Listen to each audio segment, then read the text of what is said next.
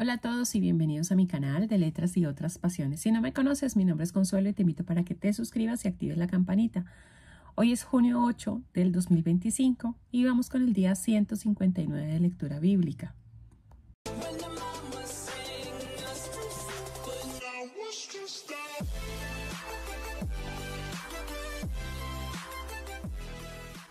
Hoy se han presentado varios temblores acá en Colombia, fuertecitos. Yo los he sentido muy duro. Vivo en un 9º piso, así es que se podrán imaginar cómo los he sentido.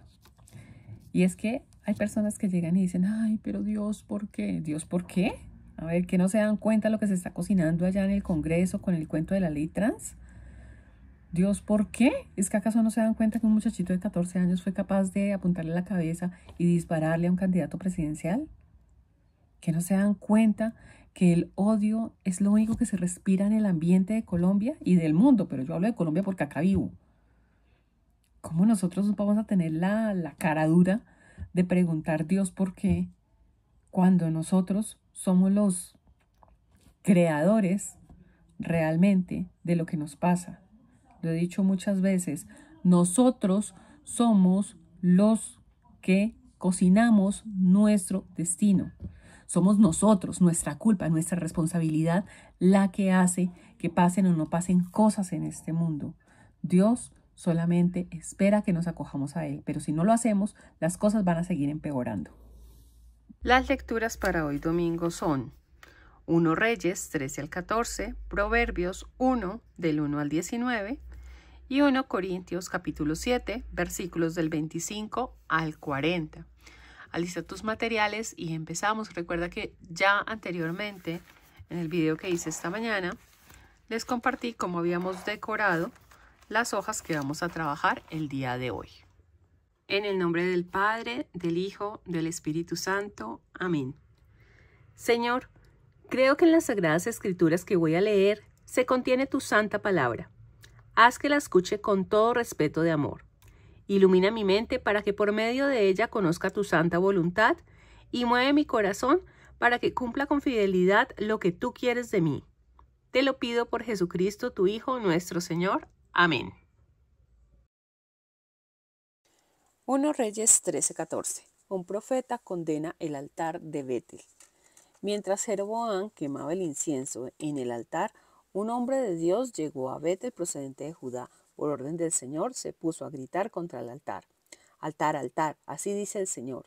Vendrá un descendiente a la casa de David, llamado Josías, e inmolará sobre ti a los sacerdotes de los altosanos que en ti han quemado incienso y quemarán sobre ti huesos humanos.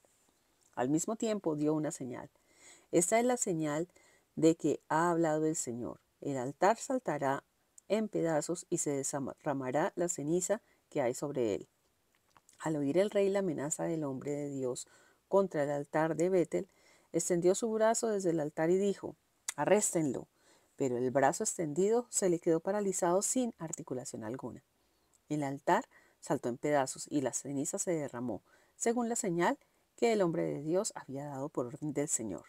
Entonces el rey dijo al hombre de Dios, por favor, invoca al Señor tu Dios y ruégale por mí, para que pueda doblar mi brazo.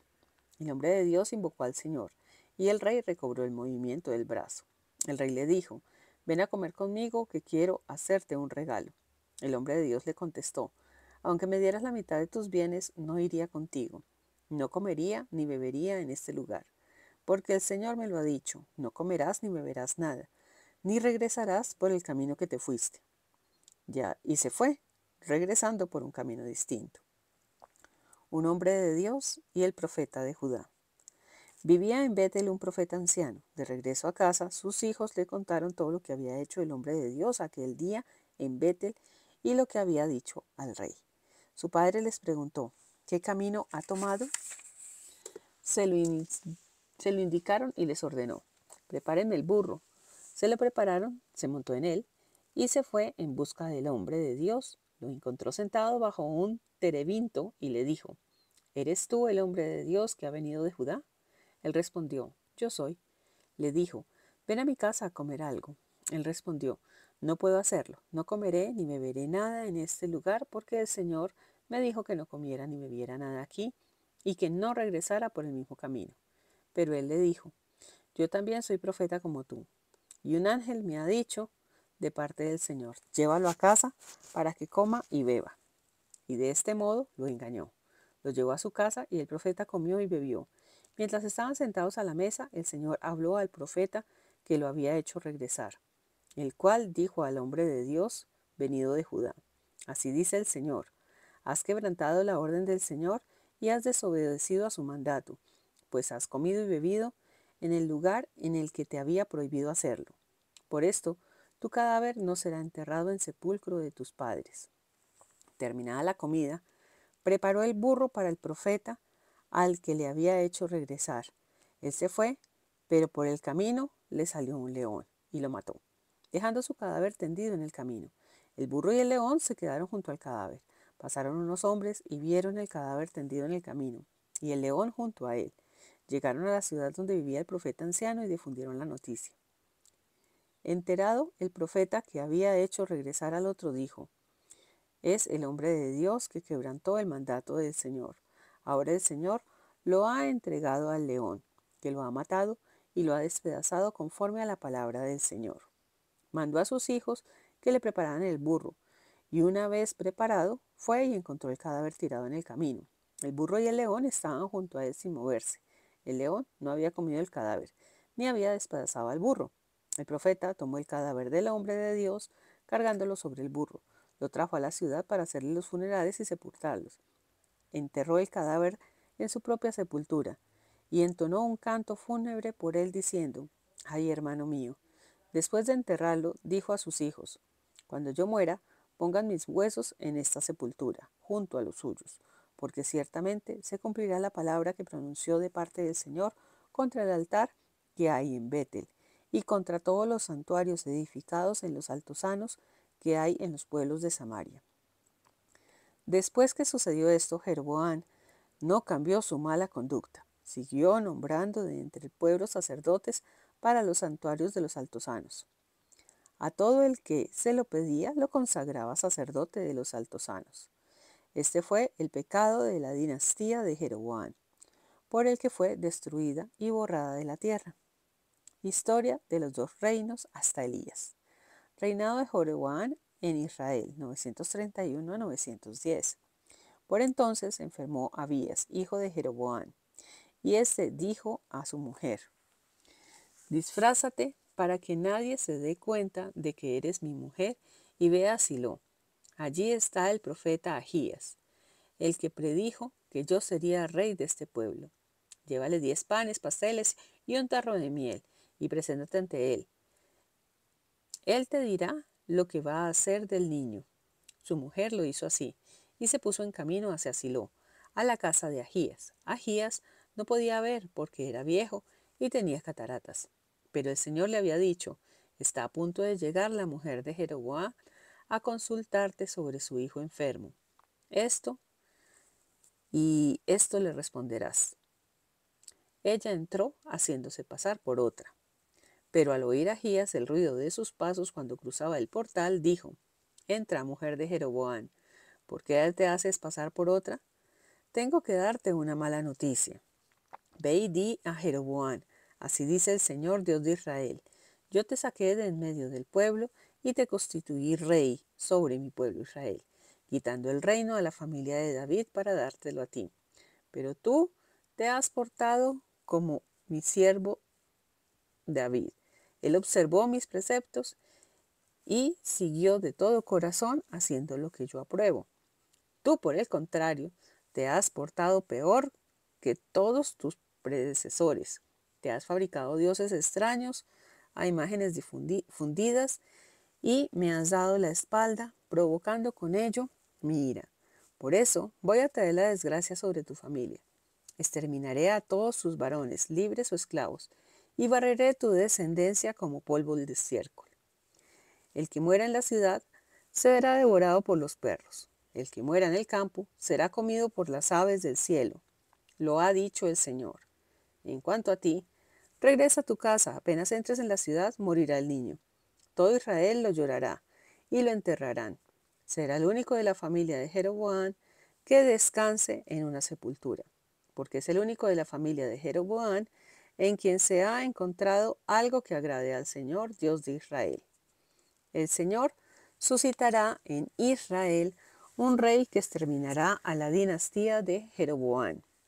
Más aún, agitará a Israel como se agita una caña en el agua. Arrojará a Israel de esta buena tierra que dio a sus padres y los dispersará al otro lado del Éufrates por haberse fabricado imágenes sagradas, irritando al Señor. El Señor castigará a Israel por los pecados de Jeroboam y por los que ha hecho cometer a Israel. La mujer de Jeroboam se levantó y se puso en camino hacia Tirsá. Cuando ella cruzaba el umbral de la casa, el niño murió. Lo enterraron y todo Israel lo lloró, según la palabra que el Señor había pronunciado por medio de su siervo, el profeta Ahías. El resto de la historia de Jeroboam, sus guerras y su reinado está escrito en los anales de los reyes de Israel. Jeroboam reinó 22 años. Cuando murió, le sucedió en el trono su hijo Nadab. Reinado de Roboam en Judá. Roboam, hijo de Salomón, reinó en Judá. Tenía 40 años cuando subió al trono y reinó 17 en Jerusalén, la ciudad elegida por el Señor entre todas las tribus de Israel para morada de su nombre. Su madre, Naamá, era amonita. El pueblo de Judá ofendió con su conducta al Señor y provocó la ira del Señor en mayor grado que sus antepasados. Se construyeron santuarios en los altosanos, piedras conmemorativas e imágenes sagradas en toda la colina elevada o bajo todo árbol frondoso. La gente del país practicaba la prostitución sagrada e imitaron todas las abominaciones de las naciones que el Señor había expulsado de en medio de ellos. El año quinto del reinado de Robán, Sesac, rey de Egipto, atacó Jerusalén, saqueó los tesoros del templo del Señor y del palacio del rey. Lo saqueó todo, llevándose los escudos de oro que Salomón había fabricado. Roboán los sustituyó por otros escudos de bronce y los confió a los jefes de la escolta que hacían guardia a la entrada del palacio real. Siempre que el rey entraba en el templo del Señor, los llevaban la escolta y luego volvían a dejarlos en la sala de la guardia. El resto de la historia de Roboán, todo lo que hizo, está escrito en los anales de los reyes de Judá. Roboán y Jeroboán estuvieron siempre en guerra. Murió Roboán y fue sepultado con sus antepasados en la ciudad de David. Le sucedió su hijo Abías. Al iniciar las lecturas del día de hoy, me tomé la libertad de decirles realmente lo que siento acá en el corazón por las cosas que están pasando aquí en Colombia, tan atroces, tan tristes, tan llenas de desazón y desconfianza y que sabemos que nos espera un futuro peor. Pero vemos que Dios siempre nos advierte, nos da señales, nos manda emisarios para decirnos que estamos actuando mal, que debemos corregir nuestro camino, que debemos comportarnos conforme a sus mandatos. Depende de nosotros si queremos el mismo destino que corrieron Jeroboam y Roboam o si queremos, por el contrario, un destino de la mano de Dios, apoyándonos en Él, confiando en su palabra y sobre todo cumpliendo sus mandatos. De lo contrario, la verdad, esta humanidad está perdida. Perdida por su falta de corazón, por su falta de razón y sobre todo por su falta de Dios. Proverbios 1 del 1 al 19. Primera colección, programa y método. Proverbios de Salomón, hijo de David, rey de Israel, para aprender sabiduría e instrucción, para entender dichos agudos, para adquirir instrucción efectiva, derecho, justicia y rectitud, para dar sagacidad al inmaduro y al joven saber e iniciativa. Los escucha el sabio y aumenta su saber, y el prudente adquiere habilidad para entender proverbios y refranes, palabras de sabios y sus enigmas. El principio de la sabiduría es el temor del Señor. Los necios desprecian la sabiduría y la instrucción. Compañías que desorientan. Escucha, hijo mío, la instrucción de tu padre. No olvides la enseñanza de tu madre, pues serán como diadema en tu cabeza, collar en tu garganta. Hijo mío, si tratan de atraerte los pecadores, no consientas. Tal vez te digan, Ven con nosotros, preparemos emboscadas mortales, acechemos sin motivo al inocente. Nos lo tragaremos vivos como el abismo, enteros como los que bajan a la tumba. Conseguiremos toda clase de riquezas, llenaremos nuestra casa con el botín. Comparte tu suerte con nosotros, haremos una bolsa común. Pero tú, hijo mío, no sigas su camino, aparta tu pie de su senda, porque sus pies corren hacia el mal y tienen prisa por derramar sangre. Pues de nada sirve tender redes a la vista de las aves. Sus emboscadas resultarán mortales para ellos mismos. Atentarán contra sus propias vidas. Así terminan los avaros, muertos por su propia codicia. Llegamos a uno de los libros que más me gusta, el libro de Proverbios. Muchos dicen, yo no sé cómo criar a mis hijos. Claro que saben, en Proverbios está todo. Es el libro más maravilloso que tiene la Biblia, según mi modo de ver. Aquí está qué hacer, qué no hacer, cómo comportarnos, cómo no comportarnos, qué enseñar a nuestros hijos, qué valores dejar. Este libro es maravilloso. Lo primero que hace es darnos una visión de qué es lo que va a encerrar este libro. Y lo segundo es decirnos que escuchemos los consejos de nuestros padres. Bueno, siempre y cuando nuestros padres sean verdaderos padres. Aquellos que nos llevan por el camino del bien, no que tuercen nuestro camino. Porque pues tristemente vemos que hoy en día los padres a veces erran bastante en la crianza de sus hijos. Por eso es tan importante ceñirnos a la palabra de Dios y acogernos a ella, tenerla como base de nuestra vida, de nuestro hogar. También nos habla de aquellos que le hacen el mal a otros para llenar sus bolsillos. Dice que tarde o temprano esos también van a caer y también van a morir, arrasados por su misma avaricia, por su mismo odio que no hacen sino alimentar a todo el mundo con eso. Y esos mismos van a morir a causa de ese odio. Así es que no sigamos esos caminos.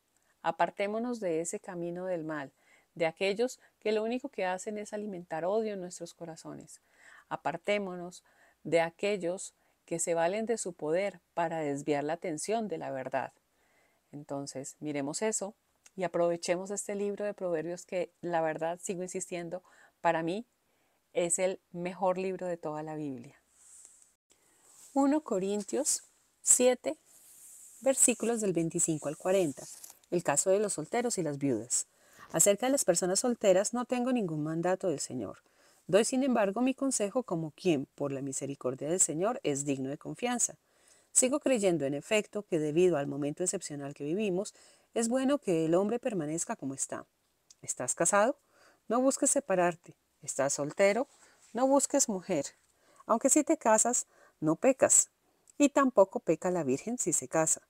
Quisiera, sin embargo, evitarles las dificultades que éstos sufrirán en la vida. Les digo, pues, hermanos, que el tiempo se termina. En lo que falta, los que tienen mujer vivan como si no la tuvieran. Los que lloran, como si no lloraran. Los que se alegran, como si no se alegraran. Los que compran, como si no poseyeran. Los que disfrutan del mundo, como si no lo disfrutaran. Porque la apariencia de este mundo pasa. Quiero que estén libres de preocupaciones. Y mientras el soltero está en situación de preocuparse de las cosas del Señor y de cómo agradar a Dios, el casado debe preocuparse de las cosas del mundo y de cómo agradar a su esposa, y por tanto está dividido. Igualmente la mujer sin marido y la muchacha virgen están en situación de preocuparse de las cosas del Señor, consagrándose a Él en cuerpo y alma. La que está casada, en cambio, se preocupa de las cosas del mundo y de cómo agradar a su marido. Les digo esto no para tenderles una trampa, sino para su provecho, teniendo en cuenta lo que es noble y facilita la dedicación plena al Señor. Sin embargo, si alguna considera que no se porta bien con su hija virgen, pues ya ha pasado la flor de la edad y conviene casarla, haga lo que quiera. Que se casen, ningún pecado hay en eso. Pero el que está firmemente decidido en su corazón y sin ser forzado con libertad para hacer su voluntad, ha resuelto en su interior no casar a su hija virgen, hará bien. Así pues, el que da a su hija virgen en matrimonio hace bien, y el que no la da hará todavía mejor. La esposa, mientras vive su marido, permanece ligada a él, pero si el marido muere, queda libre para casarse con quien quiera, siempre que se trate de un matrimonio cristiano. Con todo, será más feliz, según mi consejo, si permanece como está, que también yo considero estar asistido por el Espíritu de Dios. Esta lectura es muy sencilla. Hace referencia a las personas que reciben el llamado de Dios para ser sacerdotes o para ser monjas. ¿Por qué es tan simple? Porque si el sacerdote se casara, muy seguramente tendría su corazón dividido entre Dios y su esposa. Si la monja se casara, tendría el corazón dividido entre su esposo y Dios. Para servir realmente a Dios, aquellos que han recibido ese llamado, pues permanezcan solteros y así pueden dedicar realmente su tiempo como si fuera un matrimonio con Dios. Diferente a cuando tienen vida de pareja. Y no nos digamos mentiras. Cuando uno está soltero, tiene unas preocupaciones. Cuando uno está casado, tiene otras completamente diferentes. Cuando uno está soltero, sus prioridades son unas. Cuando uno está casado, su prioridad se convierte en su pareja, en querer agradarla, en querer que esté bien, en querer realmente verla feliz. Entonces, es por eso que nos traen esta lectura tan sabia y tan llena de consejos. Y finalizamos con la oración de cierre.